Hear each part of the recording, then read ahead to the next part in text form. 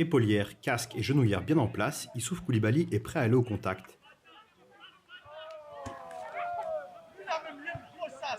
C'est ici, à la Riviera Golf, un quartier cossu d'Abidjan, que ce jeune sportif de 25 ans s'entraîne avec son club, les Golden Eagles, la première équipe ivoirienne de football américain et également championne en titre.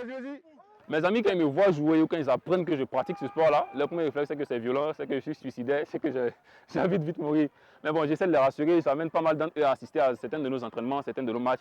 Donc au fur et à mesure, ils arrivent à comprendre que c'est bien plus fun et les contacts sont vraiment contrôlés en fait. Mon rêve personnel, c'est de pouvoir évoluer au plus haut niveau en NFL aux États-Unis, faire comprendre également à la population ivoirienne qu'il n'y a pas que le football et le basketball, mais il y a d'autres sports annexes qui méritent d'être valorisés. Malgré la violence des chocs et les collisions frontales bien réelles, le sport séduit un public de plus en plus large, notamment chez les jeunes. Et les femmes n'y échappent pas. C'est le cas d'Elisabeth Kouassi, joueuse de l'équipe féminine.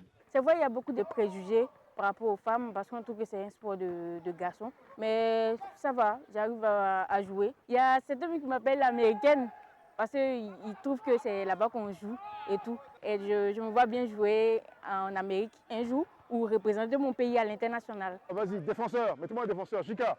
Avec sa carrure imposante qui ne passe pas inaperçue, Stéphane Bois multiplie les casquettes. Revenu de France pour organiser ce sport et le faire connaître au plus grand nombre, il est à la fois le fondateur et le coach des Golden Eagles, tout en étant à la tête de la Fédération ivoirienne de football américain. Le foot américain, il faut savoir qu'il est divers. Il y a le foot américain à contact, le tackle football, et puis il y a aussi le foot américain sans contact, notamment le touch football, le 7 contre 7, et puis le flag football, le 5 contre 5. Et donc nous jouons tous ces différents championnats en Côte d'Ivoire.